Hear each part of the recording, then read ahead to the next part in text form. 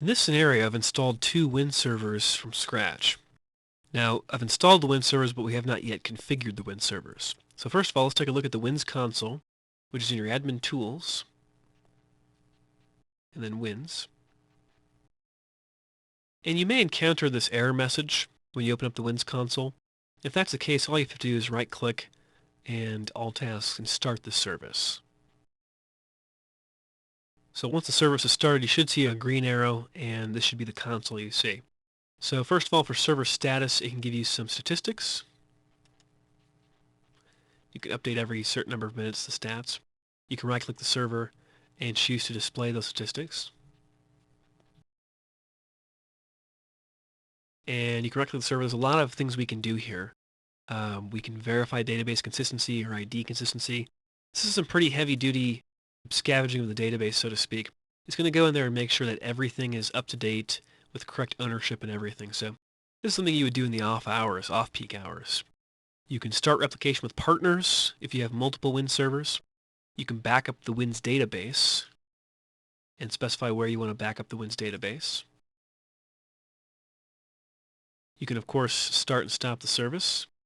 And then finally, Wins properties is what we want to look at. Okay, so in the General tab, we can specify how often to update the statistics. We can specify a default backup path to back up the Wins database on a regular basis. The intervals have to do with the records. When you have a NetBIOS to IP address mapping, it's called a record, and that record must be renewed within 6 days. If it's not renewed within 6 days, then the Win server thinks that it's pretty much a dead record and it's going to go through an extinction interval. During that 4-day process, it's considered extinct, and then during the extinction timeout interval, after that 6 days, then the record will be removed from the database. It goes through these intervals for reasons that will be explained later. But nonetheless, after 16 days total, a record would be removed from all Wins databases. Database verification tab, you can have the database consistency check run at regular intervals. Again, that's very resource intensive. You'll want to do that during the off hours. And on the advanced tab, you can do some detailed logging for troubleshooting. Burst handling has to do with how many requests the Win server can handle at one time. Imagine a company where people come to work in the morning at 8 a.m. They're all logging on at the same time. Well, all their computers will be registering with Wins at the same time.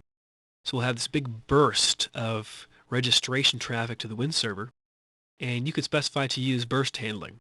Burst handling basically just says, hey, I can't deal with you right now, come back in 5 minutes. So it kind of spreads out the load of registration by telling clients to come back in a few minutes. There's the default database path. You can certainly change that.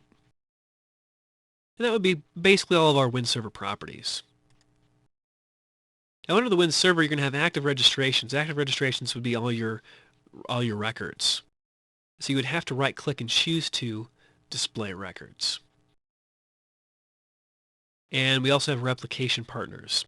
So if you have more than one Win server, you can set up replication between the Win servers. This will be covered in more detail a little bit later. Let's find a basic list of records that are currently registered with the Win server. So right-click and say Display Records, and we'll just say Find Now. That'll find any record registered with this Win server. And you'll see we already have some records. The reason being, this computer is pointing to itself to use Wins. So computer 2 here, as a client, is registering some records with the Win server. So to sum up basic configuration, there's really not much to do.